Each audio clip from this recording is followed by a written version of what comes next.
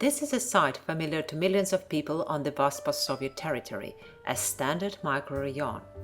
It consists of mass-produced buildings, mostly of 5-story buildings, but also 9, 11, 12 and 13-story buildings where very different people are crammed together under one roof.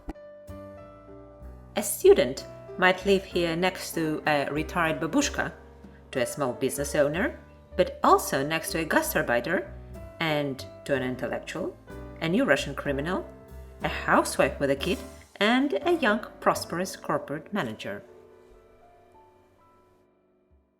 Today, 80 million Russians live in mass-produced buildings. The famous Khrushchev invention, Pятиэтажка, has been produced in many series, more or less popular. But in fact, all of them present rather poor living conditions and deteriorate exponentially. No secret that in 15-20 years, all standard housing built in the USSR before 1970s will expire. It is also interesting to note that the maintenance costs for these deteriorating buildings are incredibly high. Just one Khrushchev's Pятиэтажка accounts for a loss of €30,000 a year in heating costs alone. Proportionally, it can be easily compared to a large-scale modern building. Let us introduce you to Igor Ivanich from municipality. Day and night his head aches because of one leaking tap and one broken toilet valve and a few crippled window frames that simply refuse to hold in the heat. Oh, but in fact, because of thousands of taps, valves and frames that do not work all over the microrayon. To tell you the truth, microrayon today is a real vaporizer of municipal money. Meanwhile, the expert for the Russian government, one Vadim Viktorovich, is positive that by 2020, 60% of Russians will become a part of the middle class. He even suggests the new norm, 30 square meters per person, which, by the way, means 160 million square meters of new housing. This is indeed a lot. Well, we have nothing against this great plan. Our question is how to modernize the microrayon so it can fit into the future of Vadim Viktorovich. Now we're going to tell you a little secret. The microrayon modernization has already begun in 1990s when Oksana, who lived in a typical standard 5-story building, bought her first expensive French bra, for which she shelled out an equivalent of €60. After that, she bought many other exciting things: kitchen and domestic appliances, video and audio equipment, furniture of all sorts, carpets, curtains, plants, and many, many more. She painted the walls, changed the floors, insulated the balconies, and many of her neighbors did pretty much the same. In the building, in the street, in fact, in the whole microrayon. And many microrayon inhabitants also bought new cars and put them into temporary metal garages called shells that they installed in their communal courtyards. This incredible swarm of new objects created a substance by far more vital and real than the very buildings that the substance filled to the brim.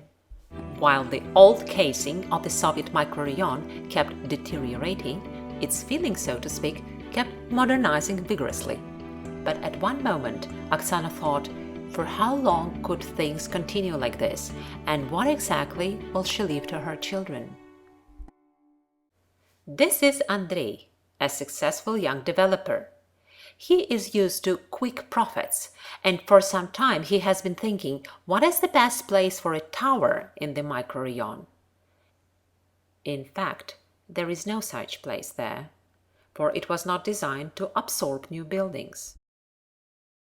If Andrei persists against all odds and squeezes in a new tower, The effect will be that of a golden tooth in a rotting old jaw, maybe impressive, but not necessarily positive. Yet one moment, Andrei's life changes dramatically. He meets us, a group of Dutch-Russian architects and researchers who focus on the mass-produced architecture and see Microrayon not as a compilation of individual buildings, but rather as a complex urban structure with strong potential. Together with Andrei, we first looked in the direction of Europe, the favorite Russian source of inspiration. In Europe, it is common knowledge that reconstruction costs 30% less than the new construction. Architects here have already developed a whole catalog of tools for remaking mass-produced buildings into attractive modern dwellings. Such examples as Le Caton Vassal project, the cosmetic effect of before and after is especially clear.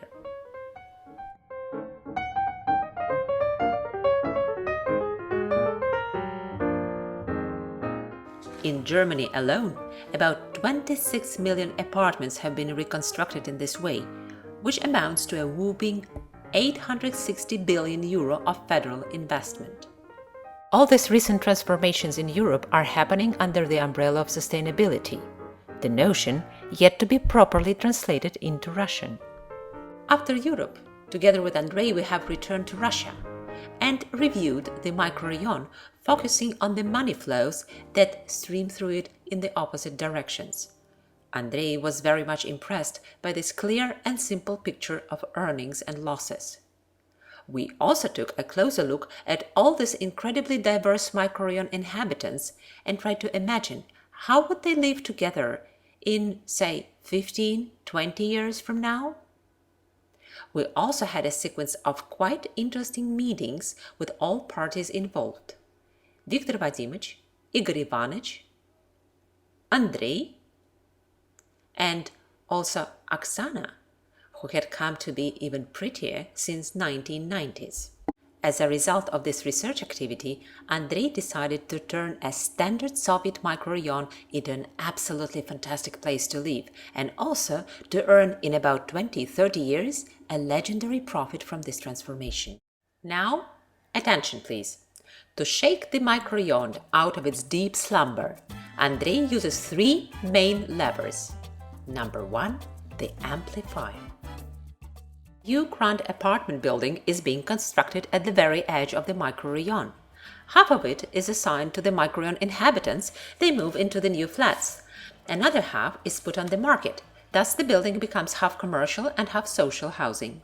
Abandoned 5-story buildings are demolished, giving way to larger and denser housing development. The next phase is built in the same way.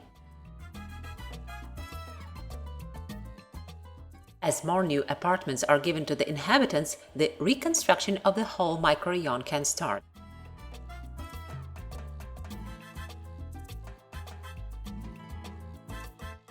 Lever number 2, the sweetener. Could microrayon ever become an address for luxury living?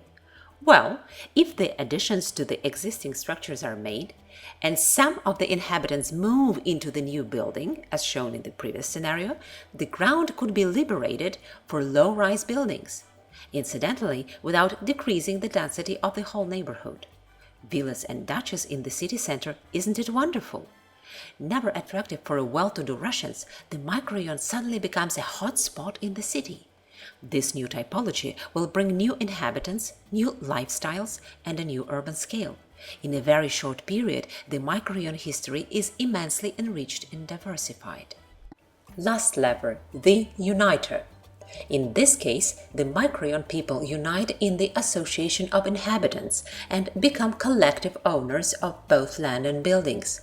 Together with the developer, they add extra floors.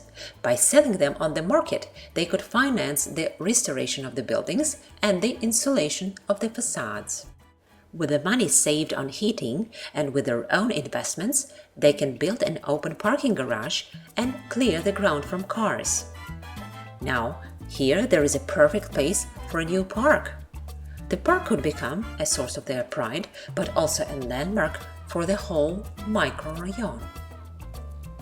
The Uniter gives hope that different people could unite in active communities without any coercion or forced ideology, but simply by common sense.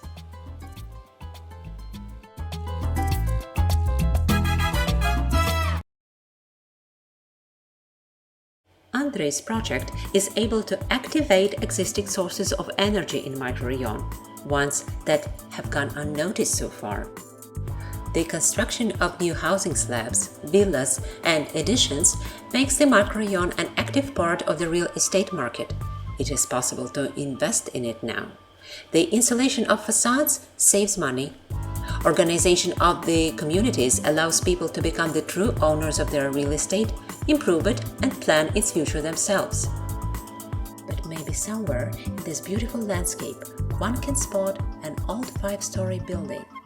Perhaps its inhabitants decide to reject Andrei's plan, and it will remind of the times of the economic recession of 2010, when no one wanted to think about the future of the microrayon. But wait, we did.